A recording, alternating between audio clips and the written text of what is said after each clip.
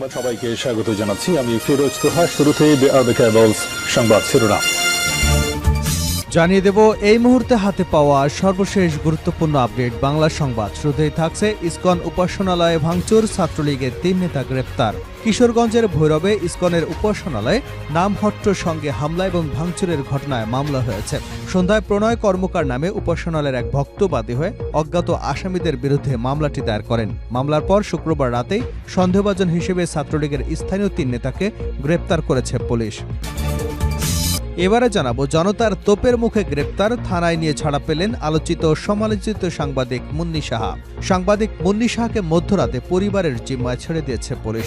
এর আগে শনিবার দিবাগত রাত ৯টার দিকে রাজধানীর কাউরান বাজারে বিক্ষুব্ধ জনতার তোপের মুখে পড়েন এই নারী সাংবাদিক। পরে তেজগাঁও থানা পুলিশ তাকে উদ্ধার করে থানায় নিয়ে আসে। সেখান থেকে নিরাপত্তার স্বার্থে তাকে ডিবি কার্যালয়ে নিয়ে আসা হয়। সেখানে যাত্রাবাড়ি থানায় একটি মামলায় তাকে গ্রেপ্তার দেখানো হয়। পরবর্তীতে অসুস্থ হয়ে পড়লে ৪৯৭ ধারায় পরিবারের জিম্মায় মুন্নি সাহাকে ছেড়ে দিয়েছে পুলিশ।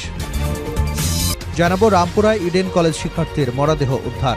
রাজধানীর রামপুরা এলাকা থেকে ইডেন মহিলা কলেজের এক শিক্ষার্থীর মরদেহ উদ্ধার করেছে পুলিশ। তার নাম বর্ষা আক্তার ২৪। সন্ধ্যা ৭টার দিকে ঘটনা ঘটে। পরিবারের দাবি তিনি আত্মহত্যা করে থাকতে পারেন। এদিকে বাংলাদেশের মুসলমানদের প্রশংসায় ভারতের পশ্চিমবঙ্গের মন্ত্রী। বাংলাদেশের সংখ্যালঘু হিন্দুদের উপর কথিত হামলার অভিযোগ নিয়ে সরব ভারতের ক্ষমতাসীন বিজেপি সরকার। এ নিয়ে পশ্চিমবঙ্গের বিজেপি রাস্তায় নেমেছে। এমন পরিস্থিতিতে পশ্চিমবঙ্গের মন্ত্রী মৌলানা সিদ্দিকুল্লাহ চৌধুরী বাংলাদেশের সংখ্যালঘু নির্যাতন নিয়ে বিস্ফোরক মন্তব্য করেছেন। বাংলাদেশের হিন্দুদের বিষয়ে ভারত সরকারের অবস্থাকে বাড়াবাড়ি বলে মন্তব্য করেছেন তিনি। একই সঙ্গে বাংলাদেশের হিন্দুদের উপর হামলার ঘটনাকে সেদেশের অভ্যন্তরীণ বিষয় বলে মনে করেন পশ্চিমবঙ্গের জনশিক্ষা প্রসার এবং গ্রন্থাগার দপ্তরের এই মন্ত্রী। এবারে থাকছে রাতে সারা দেশে ৩ ঘণ্টা বিঘ্ন হতে পারে ইন্টারনেট সেবা। বাংলাদেশের সাবমেরিন কেবলস পিএলসির কক্সবাজারের সিমিইউ-৪ সাবমেরিন কেবল চেন্নাই এবং সিঙ্গাপুর প্রান্তে রক্ষণাবেক্ষণ করা হবে। সেজন্য রোববার দিবাগত রাতে ৩ ঘণ্টার জন্য দেশের ইন্টারনেট সেবা সাময়িক সময়ের জন্য ব্যাহত হবার সম্ভাবনা রয়েছে। শনিবার সন্ধ্যায় রাষ্ট্রীয় প্রতিষ্ঠান বিএসসিপিএলসি থেকে বিষয়টি নিশ্চিত করা হয়েছে। এবং সর্বশেষ জানাবো আন্তর্জাতিক সংবাদ। গাজায় আরও ১০০ ফিলিস্তিনি নিহত। ফিলিস্তিনের গাজায় ইসরায়েলি হামলায় আরও ১০০ ফিলিস্তিনি নিহত হয়েছেন।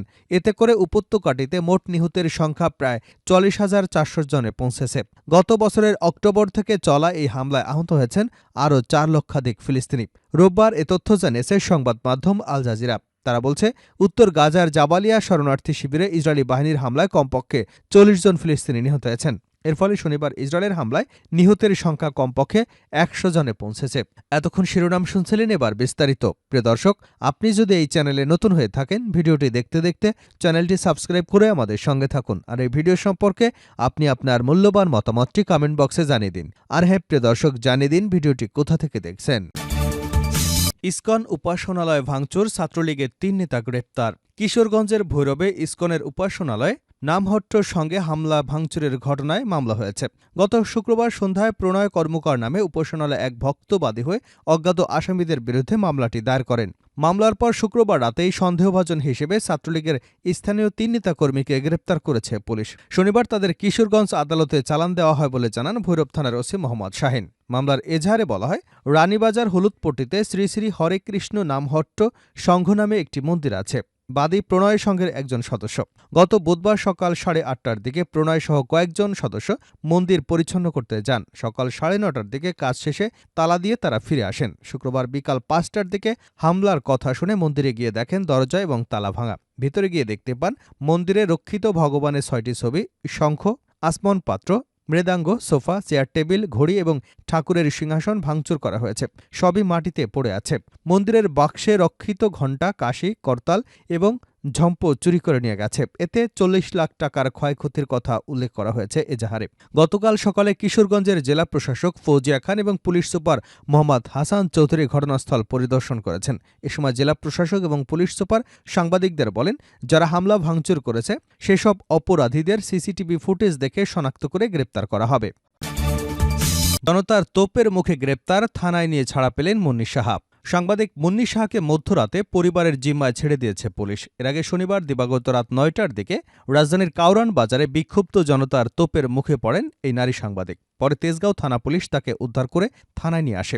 সেখান থেকে নিরাপত্তার স্বার্থে তাকে ডিবি কার্যালয়ে নিয়ে আসা হয়। সেখানে যাত্রাবাড়ি থানার একটি মামলায় তাকে গ্রেপ্তার দেখানো হয়। ডিবি কার্যালয় সূত্র জানায়, বিক্ষুব্ধ জনতার তোপের মুখে প্যানিক অ্যাটাকে অসুস্থ হয়ে পড়াসহ সার্বিক দিক বিবেচনায় ৪৯৭ ধারায় পরিবারের জিম্মায় মুন্নি শাহকে ছেড়ে দিয়েছে পুলিশ। এজন্য ৪ মামলায় আত্মসমর্পণ করে আদালত থেকে জামিনে নেওয়ার শর্ত জুড়ে দেওয়া হয়েছে। ডিএমপির উপপুলিশ কমিশনার তালিবুর রহমান বিষয়টি নিশ্চিত করে বলেন, অসুস্থতার কারণে আইনি প্রক্রিয়ায় মুন্নি শাহকে রাতে তার পরিবারের জিম্মায় ছেড়ে দেওয়া হয়েছে। মুন্নি শাহকে আটকের বিষয়টি তখন নিশ্চিত করেন তেজগাঁও থানার ভারপ্রাপ্ত কর্মকর্তা মোবারক হোসেন। তিনি বলেন, জনতা ওই নারী সাংবাদিককে আটক করে আমাদের কাছে হস্তান্তর করেছে। পরে তেজগাঁও থানা থেকে মুন্নি শাহকে রাজধানীর মিন্টু রোডের গোয়েন্দা পুলিশ কার্যালয়ে নেওয়া হয়। এদিকে মধ্যরাতে বিষয়টি নিশ্চিত করে ঢাকা মহানগর পুলিশের অতিরিক্ত কমিশনার রেজাউল করিম মল্লিক বলেন, তার বিরুদ্ধে ৪টি মামলা আছে। সেসব মামলায় তাকে আত্মসমর্পণ করে কোর্ট থেকে জামিন নিতে হবে, যেহেতু তিনি প্যানিক অ্যাটাকের শিকার এবং নারী সাংবাদিক। এসব বিষয় বিবেচনা করে তাকে ছেড়ে দেওয়া হয়েছে। তিনি আরও জানান, পরিবারের আবেদনের পরিপ্রেক্ষিতে জামিন নেওয়ার শর্তে ৪৯৭ ধারায় পরিবারের জিম্মায় গ্রেপ্তার মুন্নি শাহকে হস্তান্তর করা হয়। ডিএমপির গোয়েন্দা প্রধান বলেন, কাউরান বাজারে বিক্ষুব্ধ জনতার তোপের মুখে পড়ার পর তিনি আতঙ্কিত হয়ে পড়েন। পুলিশ তাকে উদ্ধার করে থানায় নিয়ে যায়। পরে নিরাপত্তার স্বার্থে তাকে ডিবি কার্যালয়ে আনা হয়। উল্লেখ্য, টেলিভিশন সাংবাদিক ও টক শো সঞ্চালক হিসেবে পরিচিত মুন্নি শাহ। তিনি আজকের কাগজ, ভোরের কাগজে দীর্ঘ সময় কাজ করবার পর ২১শে টেলিভিশনে যোগ দেন। এরপর যান এটিএন বাংলায়। সেখান থেকে এটিএন নিউজে যোগ দেন তিনি। ২০২৩ সালের ৩১শে মে তাকে এটিএন নিউজ থেকে বাদ দেওয়া হয়। পরে ১ টাকার খবর নামের একটি প্ল্যাটফর্মের সঙ্গে যুক্ত হন। রামপুরা ইডেন কলেজ শিক্ষার্থীর লাশ উদ্ধার। রাজধানীর রামপুরা এলাকা থেকে ইডেন মহিলা কলেজের এক শিক্ষার্থীর মরদেহ উদ্ধার করেছে পুলিশ। তার নাম বর্ষা ২৪। শনিবার সন্ধ্যা ৭টার দিকে ঘটনা ঘটে। পরিবারের দাবি, তিনি আত্মহত্যা করেছেন। বর্ষা আক্তারের মামা আব্দুল মালেক বলেন, আমার ভাগ্নি ইডেন কলেজের রাষ্ট্রবিজ্ঞান বিভাগের শিক্ষার্থী ছিলেন। রামপুরায় খালার বাসায় থেকে লেখাপড়া করতেন। কী কারণে তার ভাগ্নি আত্মহত্যা করেছে তা জানা নেই। রামপুরা থানার পুলিশ পরিদর্শক ফখরুল ইসলাম জানান, সন্ধ্যায় খবর পেয়ে পুলিশ বাসার দরজা ভেঙে জানালার সঙ্গে ঝুলন্ত অবস্থায় ওই শিক্ষার্থীর মরদেহ উদ্ধার করে। এ সময় তার বিছানা থেকে ২টি মুঠোফোন উদ্ধার করা হয়। তবে মুঠোফোন দুটি চালু করা সম্ভব হয়নি। ময়না তদন্তের জন্য বর্ষা আক্তারের মরদেহ ঢাকা মেডিকেল কলেজ হাসপাতালের মর্গে রাখা হয়েছে বলে জানিয়েছে পুলিশ। বাংলাদেশে মুসলমানদের প্রশংসায় পশ্চিমবঙ্গের মন্ত্রী। বাংলাদেশের সংখ্যালঘু হিন্দুদের উপর কথিত হামলার অভিযোগ নিয়ে সরব ভারতের ক্ষমতাশীল বিজেপি সরকার। এ নিয়ে পশ্চিমবঙ্গে বিজেপি রাস্তায় নেমেছে।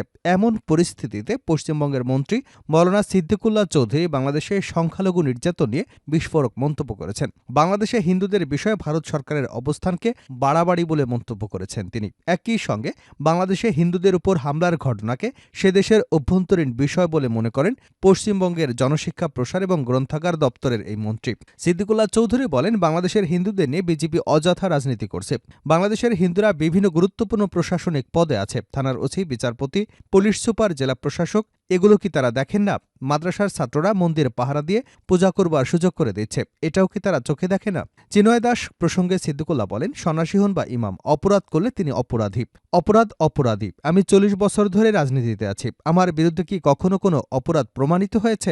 সাম্প্রতিক ঘটনাগুলোকে বাংলাদেশের অভ্যন্তরীণ বিষয় হিসেবে উল্লেখ করে তিনি বলেন, অত্যাচার হলে অবশ্যই নিন্দা করতে হবে, কিন্তু এটি বাংলাদেশের অভ্যন্তরীণ ব্যাপার। যারা এসব ঘটনার সাথে জড়িত তারা অস্থির মস্তিষ্কের মানুষ। বাবরি মসজিদ ভাঙার প্রসঙ্গ টেনে তিনি বলেন, বাংলাদেশ যখন বাবরি মসজিদ ভাঙা নিয়ে মন্তব্য করেছিল তখন মোদিজি স্পষ্টভাবে বলেছিলেন এটি ভারতের অভ্যন্তরীণ বিষয়। ঠিক তেমনি প্রফেসর ইউনূসের বিষয়ে বাংলাদেশ বলছে এটি তাদের অভ্যন্তরীণ বিষয়। মৌলানা সিদ্দিকুল্লাহ চৌধুরী জমিয়তে উলামায়ে হিন্দের পশ্চিমবঙ্গ রাজ্য শাখার সভাপতি। দলটির কেন্দ্রীয় সভাপতি মৌলানা সৈয়দ মাহমুদ মাদানী।